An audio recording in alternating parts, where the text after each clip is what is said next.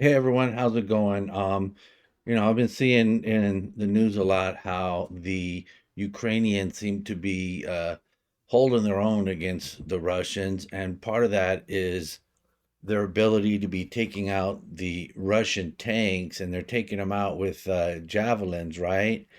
And this made me remember an article I read. Man, it's been years ago, and I don't really remember. It's been probably 6 years or more that I read this article.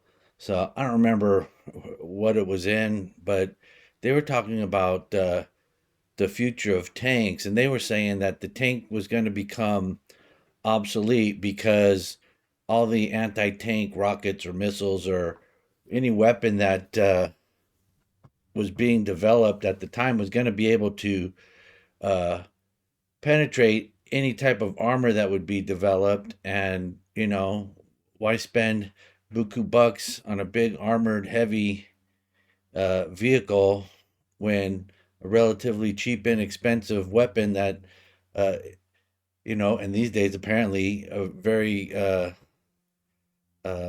not well trained person can just pop it up on their shoulder, point and shoot, and take out the tank. So that article was talking about tanks becoming obsolete. So, you know, I'm no expert in anything with any of these technologies or these weapons with military. I have no military experience. I've always been kind of interested in military history and evolution of weaponry, but I've never really did any research on it or read books on that. Maybe I will now because it seems pretty interesting.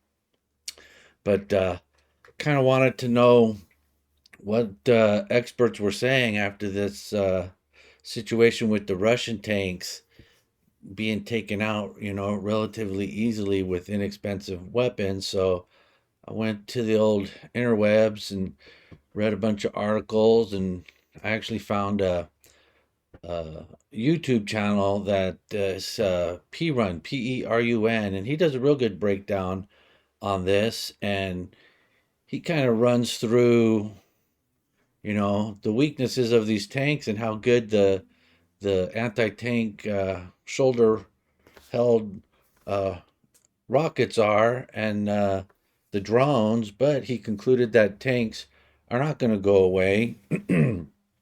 So I put his link down there in the description and all the links to the articles that I read up on this. Now, there was only one article that was written recently, referencing the Russia-Ukraine war.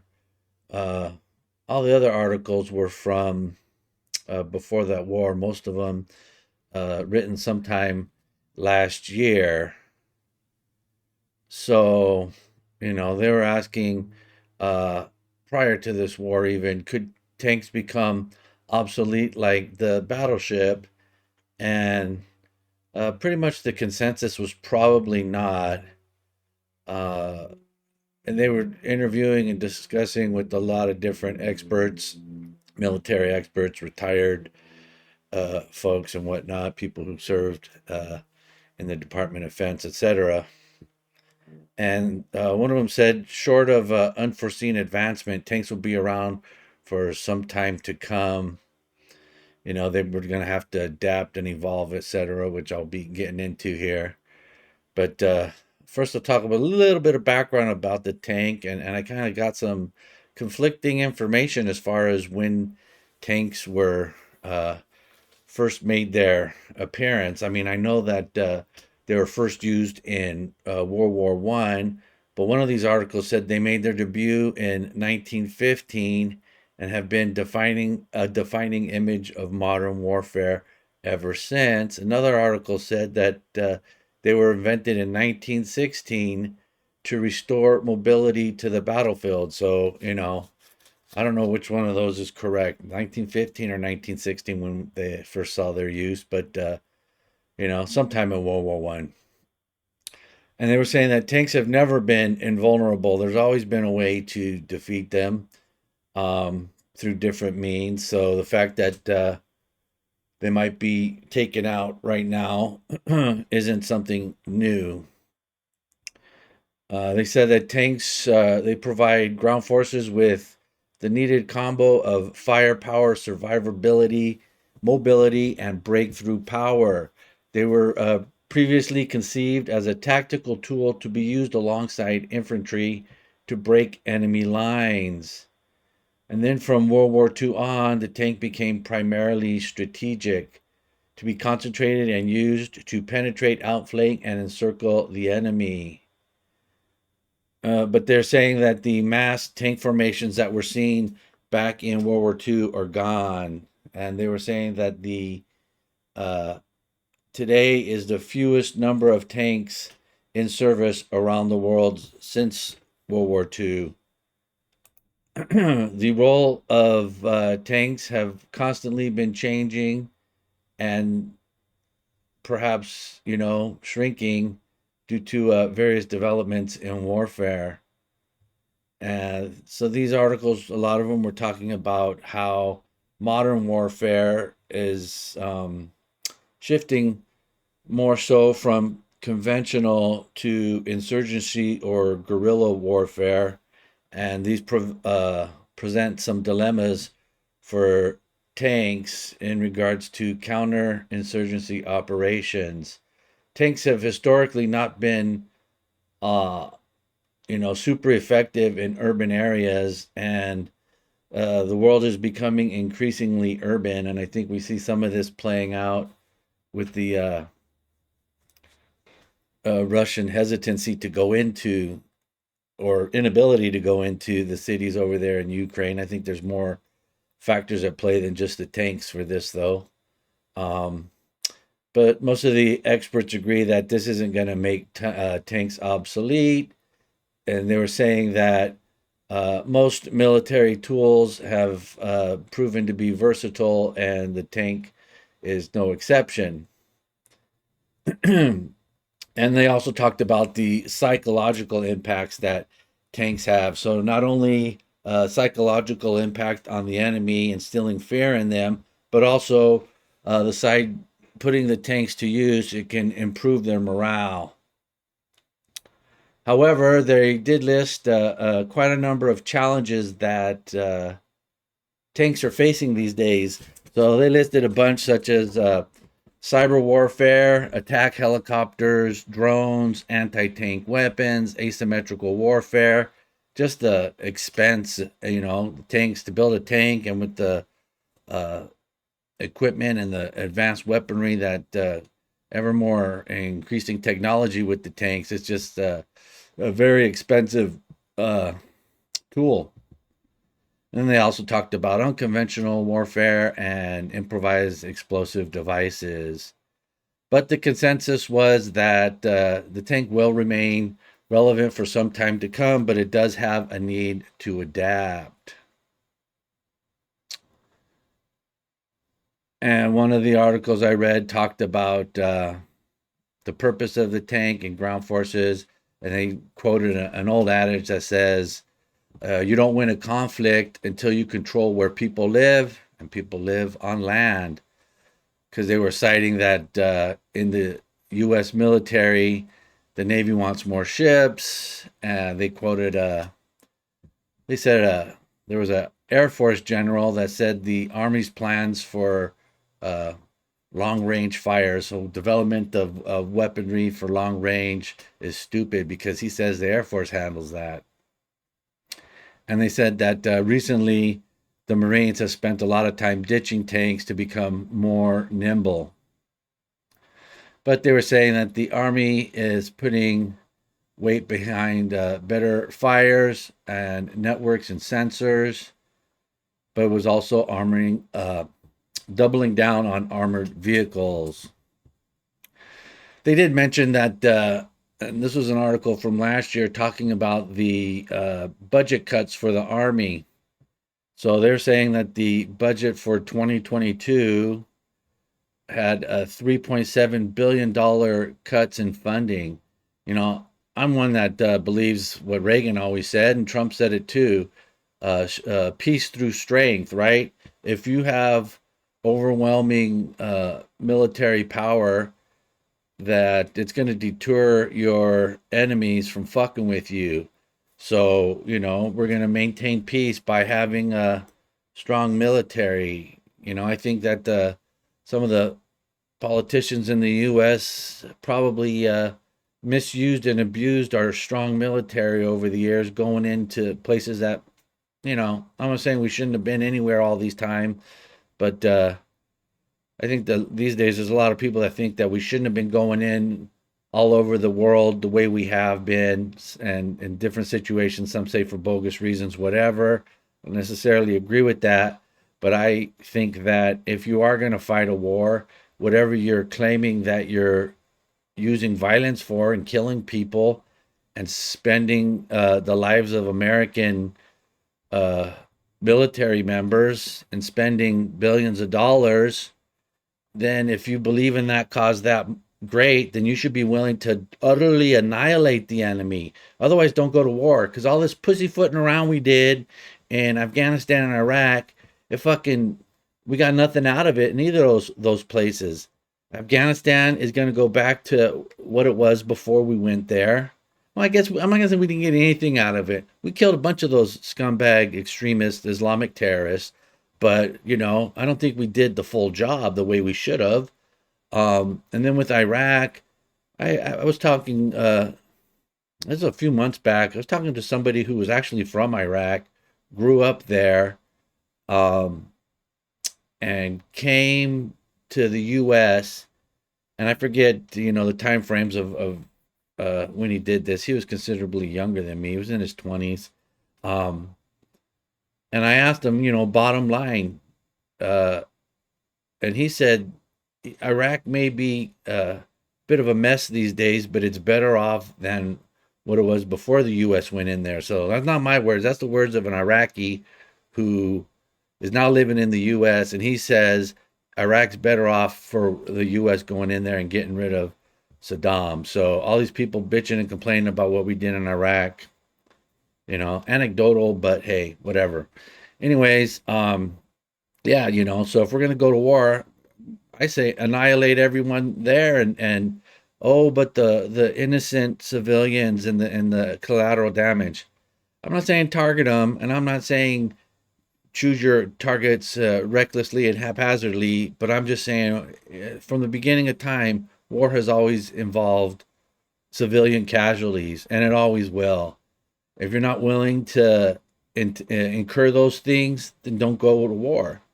All this pussyfooting around, it only lessens the likelihood of victory. And there's certain areas in the world that they don't understand anything but power, and power brutally utilized and displayed, and they don't respect anything else. Most of the time, the U.S. goes to war, and the stupid ass politicians, they use these rules of engagement. Send our troops in there and further endanger their lives by these bullshit rules of engagement. F that is what I say. But anyways, back to the situation with the tanks, and what I learned reading up on these experts were saying that um, they're slowing up the rate of updating the tank fleet in order to save money so that they can modernize elsewhere. So, I think that there's no surprise that the Biden administration is going to cut funding to our military, but our politicians seem awful anxious to be sending military equipment over to the Ukraine, which, I'm not opposed to that, but, you know, don't be cutting our budget just to go ship off the weaponry somewhere else. And if you're so worried about Ukraine's border being violated, you might show a little bit of concern for our own border here. I mean, we're on track for record number of illegal immigrants. Hey, a note to Fox News: they're illegal immigrants. They're not migrants. I did hear Harris Faulkner referred to them as illegal immigrants, and then a minute later she called them migrants. But most of the other idiots there uh, want to use the leftist term and call them migrants. Whatever. But anyways, they were saying that there's still advances coming as far as the tanks, and that the mission for tanks remains the same, is to take and hold terrain. uh, Another one of the article was talking about the main threat is China, which I think I've probably mentioned that fact on a couple of my videos at least. They were quoting some military expert and saying that the South China Sea and the Strait of Taiwan, it's only about 5 degrees of China's periphery, and that China has a history of fighting on their periphery. And since that two aforementioned uh, areas of ocean is only 5% of the periphery, most of it of China's periphery is on land, and they're saying that China has always used armored vehicles every time they fought on their periphery, and they cited instances of China fighting on their periphery with India and with Vietnam. So currently, they were saying that China has 7,000 tanks and 3,000 infantry fighting vehicles, and that number is a lot bigger than the United States inventory. Then they were talking about the conflict in 2020 between Azerbaijan and Armenia, and I guess Armenia had a bunch of tanks destroyed through the use of precision drone strikes. And some folks were saying that that's going to spell the end of armor as we know it, or serve as an example of what unprotected, poorly deployed armor would face. Now, Armenia was using Soviet era tanks without solid overhead defenses. And I've heard a lot of reports talking about in this Ukraine situation that the most vulnerable part of the tank is on top. So when they get up next to the cities and they're being fired upon from above or with the drone strikes, the top of the tank is the least armored part of it. And so they're getting taken out due to that weakness there.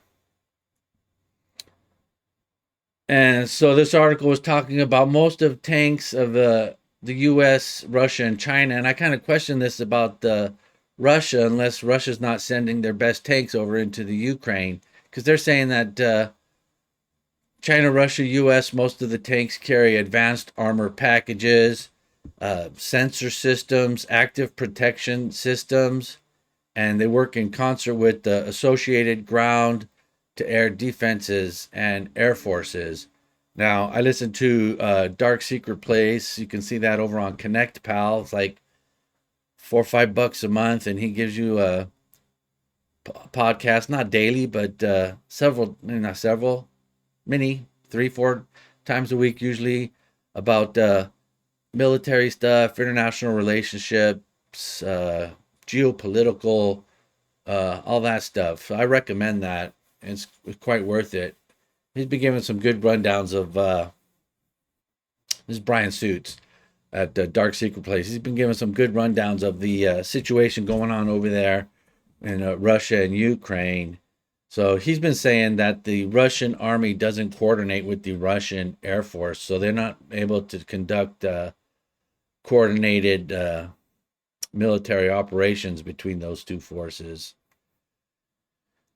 So, uh, and in regards to the losses uh, that the Russians are taking over in the Ukraine, so it's not only due to the tanks themselves, but I guess the command situation's kind of not so good, and their tactics. I've seen some different videos and people breaking down. Oh, these are terrible tactics on part of the Russians. They should have never done this, that, and the other. So, maybe their forces there don't have such great training. They got some shitty tactics going on. So most of these articles were saying that manned armored vehicles will have a place in a world of killer drones, such as these kamikaze drones that they've been using over there in Ukraine. I guess those drones just kind of like fly around up there, kind of waiting until they find a target, and then they just go down and kamikaze into the tank or whatever and take out the high valued target.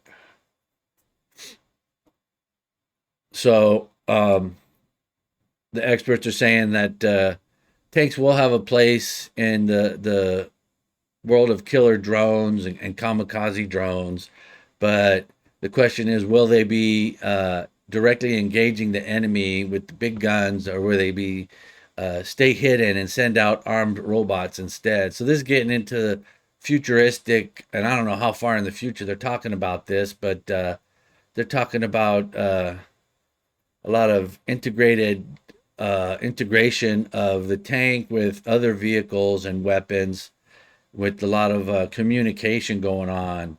So different experts had some different takes on this. Some saw value the tank would have as a combat vehicle, but it seems like most of them were talking about the tank as a command and control vehicle.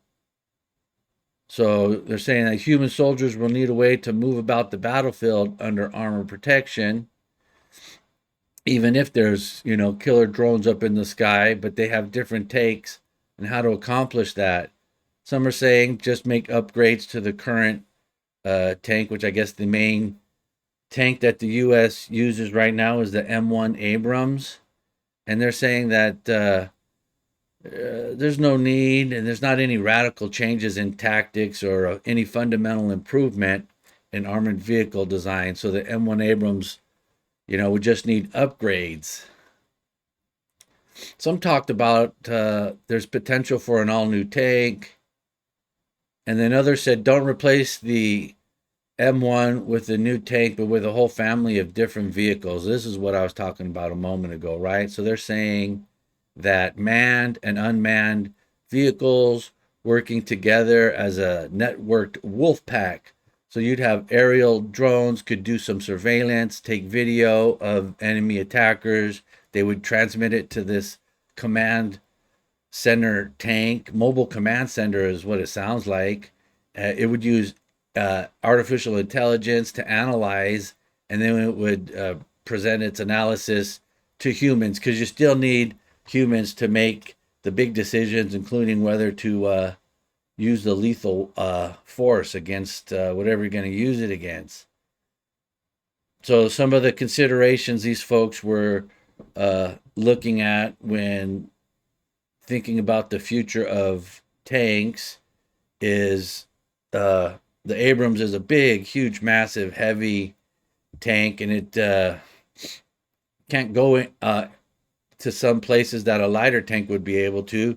I guess some roads won't be able to hold up to columns of massive tanks, and some bridges won't be able to support the weight. And they're saying a lighter tank, you'd be able to airdrop it into the theater. I guess the Abrams is too big to be airdropped, so it's going to take a lot longer to get to where it needs to go. So another thing that they're considering is reactive armor tiles, which preemptively detonate in the path of incoming warheads. I don't know if these things are currently in place on some of the more high-tech tanks that the U.S. has, China has. Apparently, the tanks that Russia's sending into Ukraine don't have some of these things, right? And then they talked about the use of infrared to blind the sensors of the anti-tank guided missiles. And then they talked about active protection systems, which physically shoot down inbound munitions. So this is kind of like the systems that they use for incoming missiles, like Israel has, and well, I guess a lot of places have it now, but I think we grown accustomed to seeing Israel put those into use when they're getting attacked every few years. So they're saying that the Abrams would still be information paired with air and ground autonomous vehicles and robotic platforms. So you might have AI controlling some of these vehicles, and you might have some of these other vehicles controlled from that mobile command center that tanks may be evolving into. So that M1 Abrams would be the center of the formation, but it would have improvements such as countermeasures against the anti-tank guided missiles, and then robot tanks that could be optionally manned. So they would be the rest of that wolf pack. So some of the upgrades to the Abrams that are being talked about, a lot of these are like high-tech stuff.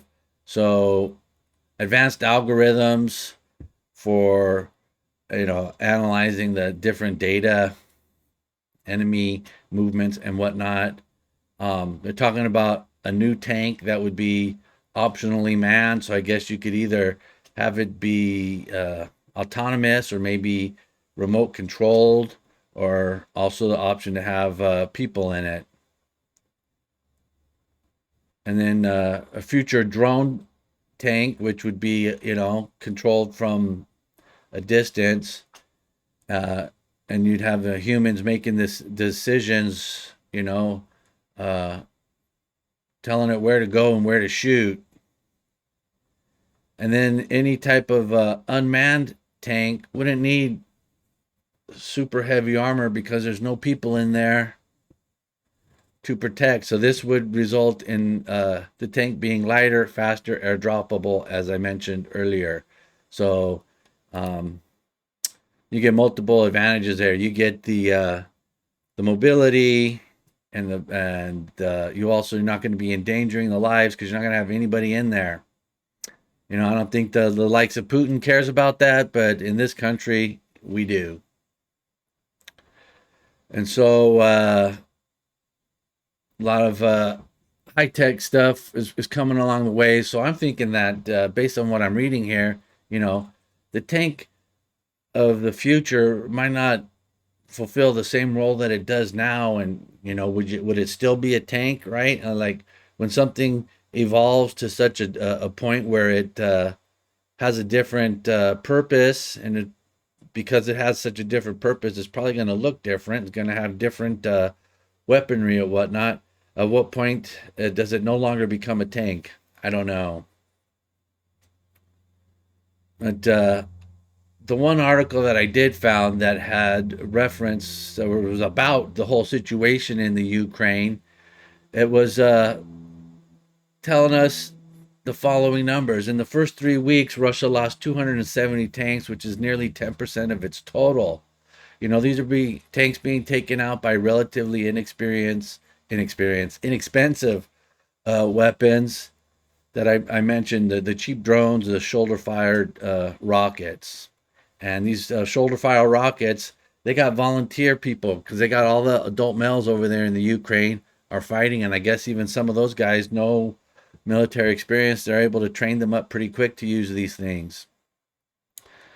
So, how much of this problem has been the tanks themselves, the lack of proper tactics, the shitty ass command from the Russians? I don't know, but it kind of ran down that all of these are part of the problem over there for the Russians. And like Dark Secret Place was mentioning, Russians don't appear good at combined arms operations. But some experts are saying that it's not just the Russian commanders and their shitty tactics that the frontline guys are using, but it's the idea of a tank itself as a frontline weapon can gain ground in a military scenario. They're questioning that altogether. So they're saying that the current war in Ukraine is showing evidence of the emergence of the tank's tactical weaknesses, and that the frontline role of tanks may shift to, like I mentioned earlier, drones, robotic vehicles, long-range strike systems, and that tanks will evolve into a mop-up role. This seems kind of not in alignment with all the articles were written before this war broke out. Those were all talking about the tank evolving into more of a command and control mobile center, orchestrating unmanned vehicles or AI vehicles, drone type vehicles to go out and do the dirty work. And probably, this man tank, if that's what it's still going to be called, would stay back until the end. This, I think maybe they're probably referring to something that's, tanks relegated to a lesser role of mop out. I think that's probably short term, where that command and control scenarios further out in the future. He quoted H.R. McMaster, and McMaster said that mobile protected firepower will continue to be important, and that no arm is decisive in close combat. And he also stressed the integration, so that combined arms type fighting that the Russians appear to be shitty at. So, my personal opinion, I don't think I should be giving out an opinion because I don't know enough about this, but just based on the stuff I read, it seems that tanks in the long term will evolve into a role that's not necessarily a lesser role, just different. And if it's a command and control center, it's probably commanding an array of various weapons. I mean, to me, that's a greater role. But anyways, uh, I might do another video because that one article mentioned that is the tank going the way of the battleship. So now I'm kind of interested on the history of the battleship and what made it become obsolete. So maybe I'll look into that, and if I can find out something, maybe I'll do a video on that. All right, everyone. Hope you enjoyed this. I'll talk to you later.